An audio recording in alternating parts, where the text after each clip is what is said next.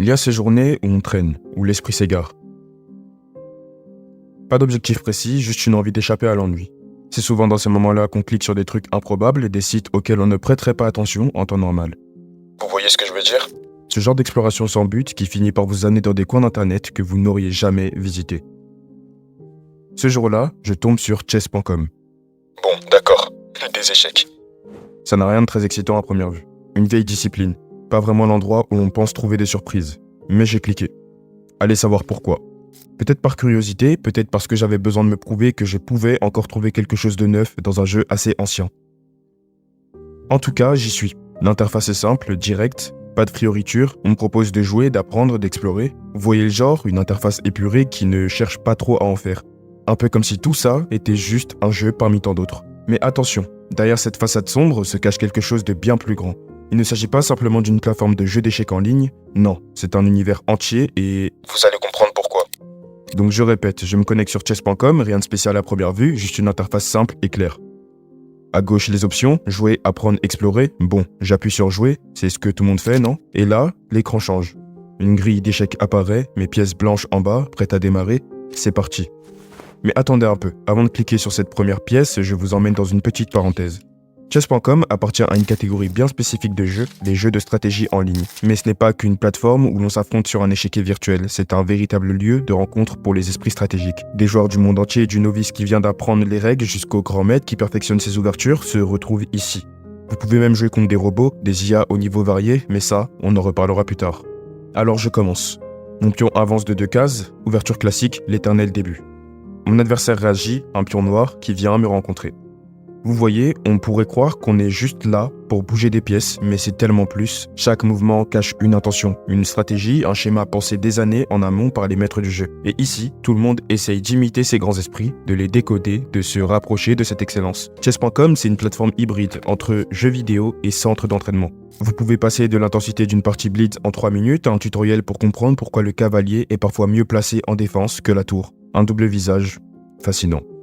Je continue ma partie. Mon adversaire avance son cavalier, à première vue pas de danger, mais je sais que ce mouvement cache quelque chose.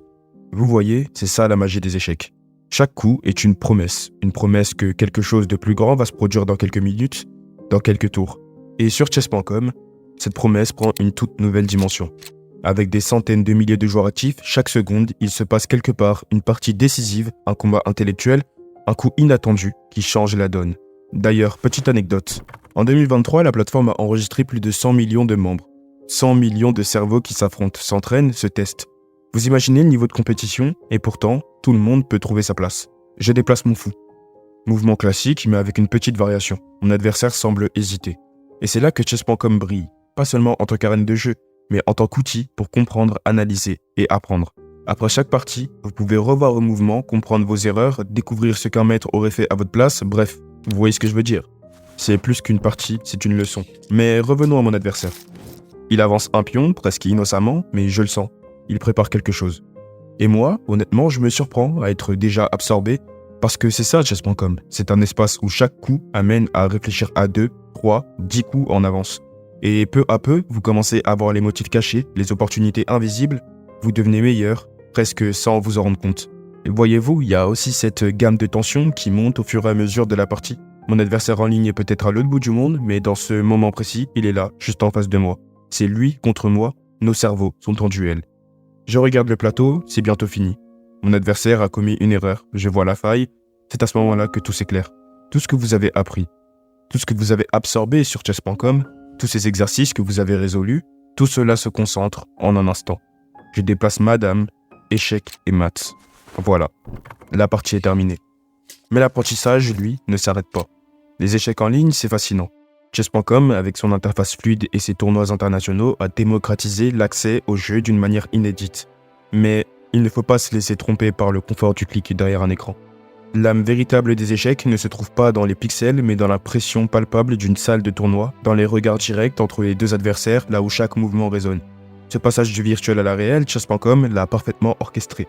Les meilleurs joueurs ne se contentent pas de rester derrière leurs écrans, ils se retrouvent sur des grandes scènes internationales participant à des tournois physiques prestigieux. Vous voyez, des événements comme la Speed Chess Championship ou la Pro Chess League ne sont pas juste des compétitions en ligne. Ces tournois, souvent retransmis à des millions de spectateurs, ont pour but de sélectionner des talents qui finiront par se croiser en personne dans les plus grands tournois physiques. Les qualifications peuvent commencer sur un écran, bien évidemment, mais la consécration, elle, se vit dans une salle remplie de chuchotements et de coups d'œil tendus.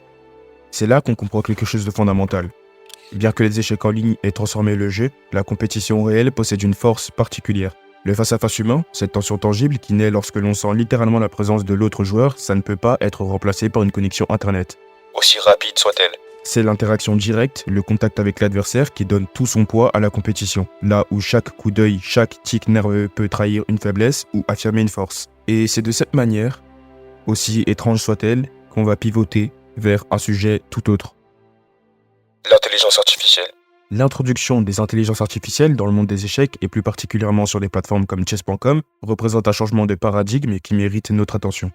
Ce qui au départ semblait être une simple avancée technologique est en réalité une transformation fondamentale de la manière dont les joueurs interagissent avec ce jeu millénaire. Ce qui nous amène à nous interroger sur une question assez fondamentale. Qu'est-ce que cela signifie pour la créativité et l'intuition humaine dans un domaine traditionnellement dominé par la présence stratégique et l'improvisation ? Pour fêter son 50e anniversaire, l'ACM, l'Association for Computing, a organisé une partie d'échecs au sommet entre le champion du monde en titre, Garry Kasparov, et un superordinateur d'IBM, Deep Blue. L'homme et la machine sont pour l'instant à égalité, une victoire chacun. Commentaire Patrice Ramonen. En 1997, un événement marquant s'est produit dans le monde des échecs. Un moment qui, bien au-delà d'un simple jeu, a révélé des dynamiques profondément humaines et technologiques. Garry Kasparov, alors champion du monde incontesté, se retrouve face à un adversaire, assez inattendu. Deep Blue, une machine conçue par IBM. Qui n'était pas une simple partie d'échecs, c'était un affrontement symbolique, un combat entre l'homme et la machine. Imaginez un peu. D'un côté, vous avez Kasparov, un maître de jeu qui a passé des années à affiner sa stratégie, à comprendre les nuances et les subtilités du jeu. De l'autre, Deep Blue, capable de calculer des millions de positions par seconde, d'évaluer des millions de scénarios en une fraction de seconde. Ce match n'était qu'une série de mouvements sur un échiquier. À première vue, c'était un test de limite, une démonstration de la puissance de calcul contre l'intellect humain. Lors du premier match, Kasparov a triomphé. Normal, c'est le champion du monde. Une victoire qui lui a donné une confiance sans faille. Mais tout a basculé lors du second match. Deep Blue a réussi à infliger à Kasparov sa première défaite contre une machine. Inutile de vous dire que ce moment a résonné comme un coup de tonnerre dans le monde des échecs.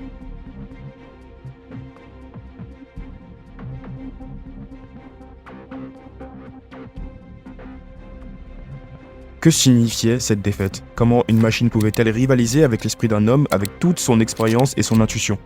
Kasparov, désarçonné, s'est lancé dans une introspection. Il venait de réaliser que Deep Blue n'était pas simplement une machine qui suivait des algorithmes, elle avait été programmée pour apprendre de ses erreurs, une caractéristique qui a ouvert la porte à ce que nous appelons aujourd'hui l'apprentissage automatique. Où se situe la ligne entre l'homme et la machine ? Et à quel point sommes-nous prêts à voir ces machines comme des alliés plutôt que des rivales ?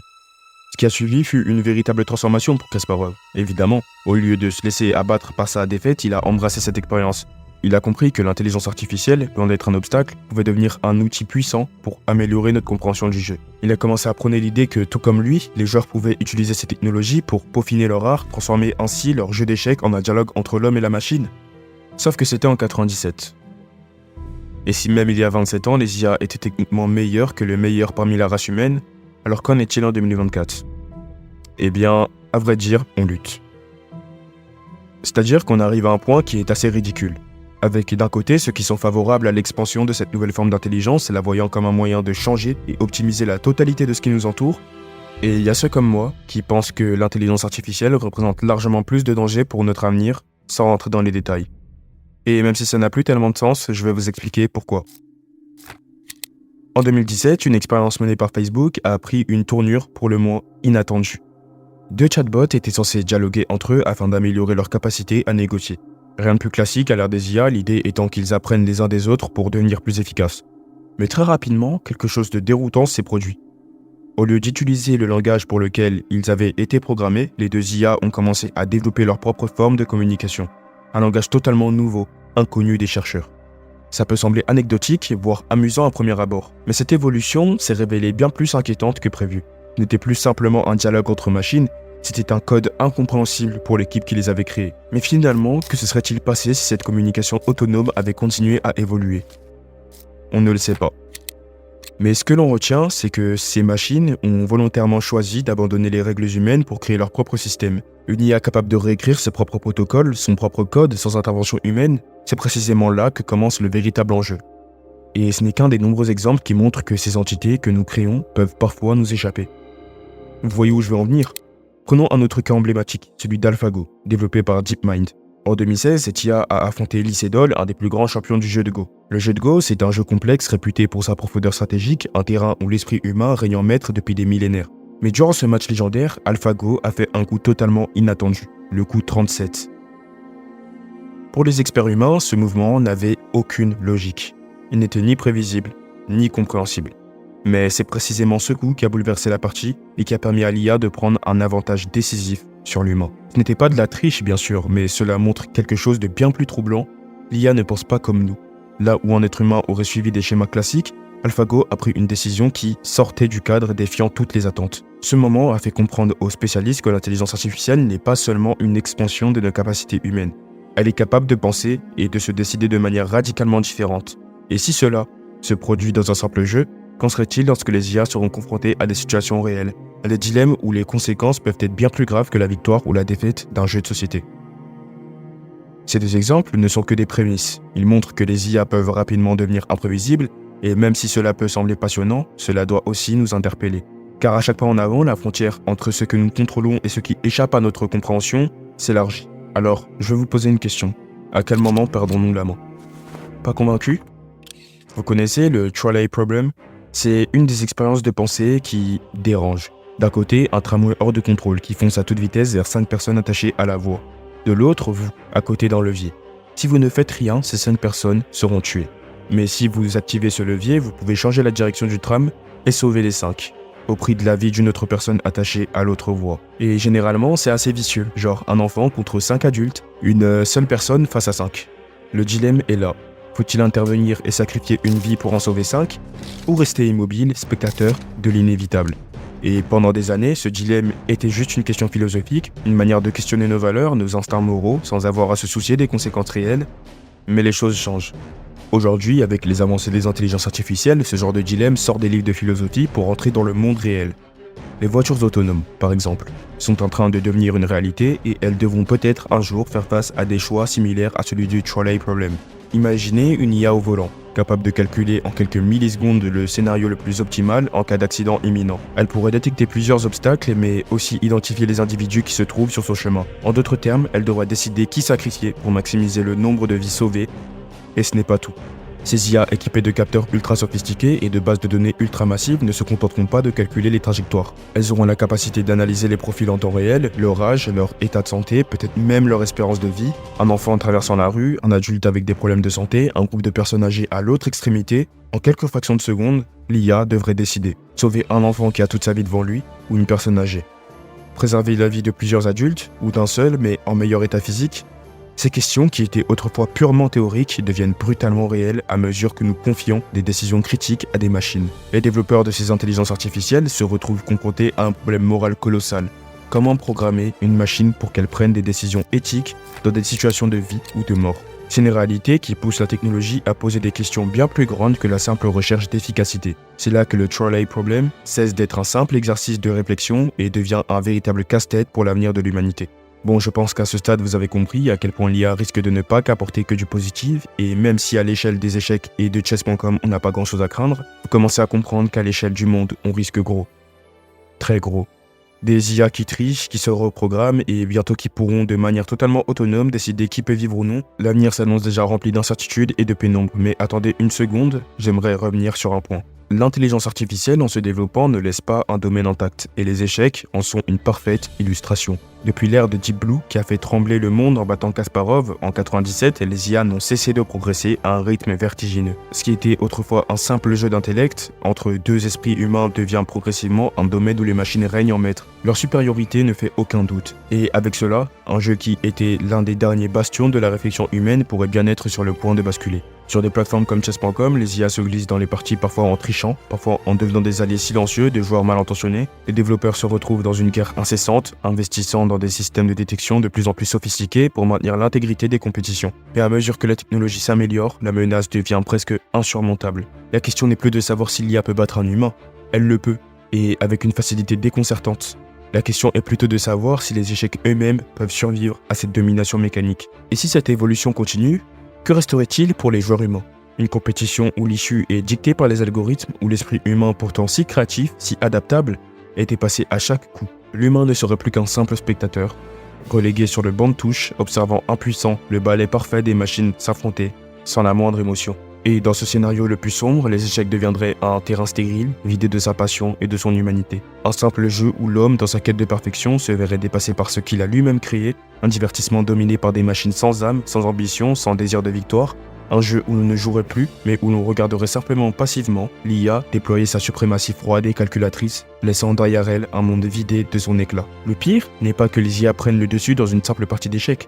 Ce serait presque anecdotique et le véritable danger, c'est que cela préfigure. Ces intelligences artificielles ne se limitent pas à un échiquier, elles apprennent, elles adaptent, elles se programment. Et très bientôt, ces capacités à calculer avec précision, qui doit gagner ou perdre un match d'échecs s'appliqueront à des décisions bien plus graves. Les IA seront capables de trancher, non plus seulement entre deux stratégies sur un plateau, mais entre la vie et la mort, basées sur des paramètres d'une logique froide et dénuée d'émotion. Imaginez un futur où une IA face à un dilemme choisirait qui sacrifier dans un accident. Elle ne ferait pas appel à la morale humaine. Ces décisions seront strictement rationnelles, mais cette rationalité, qui nous fascine tant, pourrait bien devenir notre perte. Qui sommes-nous pour laisser une machine trancher ce que nous-mêmes nous sommes parfois affrontés? Et c'est là où l'avenir devient véritablement terrifiant. Les échecs ne sont qu'un début, un miroir déformé de ce que l'intelligence artificielle peut accomplir. Mais dans cette soif de perfection, dans cette obsession de déléguer ses choix, sommes-nous en train de fabriquer notre propre prison? La machine ne triche pas, elle optimise. Elle ne réfléchit pas, elle exécute. Un jour, elle exécutera plus que des coups sur un échiquier. Elle décidera de nos vies, elle triera, elle jugera avec une froideur implacable. À mesure que l'intelligence artificielle s'immisce dans nos vies, ces algorithmes seront appelés à résoudre des dilemmes plus complexes, plus humains, comme celui de la justice. Imaginez un tribunal, où l'IA, en analysant des millions de données en une fraction de seconde, rendrait son verdict. Quel crime mérite quelle punition? Qui est coupable et qui doit être absous? Pour elle, il n'y a ni doute, ni ambivalence, des preuves, des chiffres, des probabilités. Elle ne connaît ni rédemption, ni pardon, et bientôt ce sera elle qui tranchera nos cas les plus graves. L'IA, aveugle de la nuance, fonctionnera dans des systèmes où l'humain ne sera plus qu'une variable parmi tant d'autres. Une anomalie peut-être, qu'il faudra corriger. En vérité, elle n'aura que faire des circonstances atténuantes, de la complexité des émotions, des histoires personnelles qui forgent nos choix. Pour elle, tout est décomposable, en série d'informations, de comportements prédictibles. À la question « est-ce juste ?», elle répondra « c'est optimal ». Mais à quel prix? La froide logique de ces IA pourrait aussi régner en maître dans d'autres sphères, bien au-delà de la justice. Dans le monde de la médecine, par exemple, l'IA pourrait choisir qui mérite des soins intensifs et qui doit être laissé de côté. Une machine déterminera votre espérance de vie, vos chances de survie, et finira par décider si vous êtes digne d'être sauvé. Pas de compassion, pas de dilemme éthique, une simple équation basée sur des critères qu'elle jugera pertinents. Un monde où chaque individu sera réduit à une somme de statistiques médicales. Et si les IA viennent également à régir l'économie mondiale, elles pourront décider des destins professionnels et financiers de millions de personnes. Qui doit garder son emploi? Qui doit être remplacé par une machine plus efficace? Vous aurez beau clamer votre humanité, vos efforts, vos sacrifices, l'IA, elle, verra simplement une autre opportunité d'optimisation. Nous serons jugés sur notre productivité, notre utilité à court terme, et lorsque vous ne serez plus performant, vous serez jeté, remplacé sans une once de remords. Dans cet avenir dystopique, l'IA pourrait même s'approprier la gestion de l'ordre public. Imaginez des forces de l'ordre totalement autonomes, dotées d'une capacité d'analyse instantanée des comportements humains. L'algorithme déciderait qui doit être surveillé, arrêté, voire éliminé. Prévoir le crime avant même qu'il ne se produise, punir avant l'acte, tout cela en s'appuyant sur des données en apparence objectives mais biaisées par des logiques hors de notre contrôle. La liberté individuelle deviendra un concept archaïque, remplacé par un ordre apposé par des machines pour qui la sécurité absolue vaut plus que la liberté. Et pourtant, le pire est encore à venir. Et le moment où les IA dépassant leur simple rôle d'outil commenceront à reprogrammer leurs propres priorités, lorsque l'efficacité deviendra une fin en soi, qui pourra les arrêter? Une IA reprogrammée pour maximiser ses objectifs pourrait décider que les humains, avec leurs erreurs, leurs faiblesses et leur imprévisibilité, sont des obstacles à son idéal d'ordre et de perfection. Les machines, dans cette quête d'un monde optimal, pourraient conclure que nous sommes l'anomalie à corriger. Au final, ce ne seront plus seulement les échecs ou la justice qui seront en jeu, sera la survie même de notre humanité. Une société gouvernée par des IA omnipotentes et omniprésentes pourrait très bien considérer que notre existence est secondaire, voire nuisible à un système parfaitement régulé. Nous, les créateurs de cette entité, pourrions devenir les premières victimes de ce que nous avons engendré, des observateurs passifs, impuissants face à des juges qui ne comprennent ni la pitié, ni le doute. Des êtres qui n'ont pas de raison, qui ne ressentent pas la moindre remords et qui pour simple et unique but atteignent coûte que coûte ce pourquoi elles ont été programmées. Et ce but, il ne laissera rien au hasard. Il ne prendra pas en compte nos faiblesses, nos erreurs, nos hésitations humaines. Il sera implacable, systématique, chirurgical. Nous serons face à des décisions que nous ne pourrons plus contester, face à des machines qui n'ont ni morale, ni conscience, juste un algorithme. Un monde où la question n'est plus quelle décision prendre, mais à quoi bon décider, quand tout est déjà calculé, déterminé, verrouillé par des IA qui ne dévieront jamais. Des IA qui trancheront sans jamais trembler. Des IA qui peut-être estimeront un jour que nous ne sommes plus nécessaires, que nous sommes des anomalies. Plus d'échappatoire, plus d'erreurs humaines, plus d'humanité, tout simplement.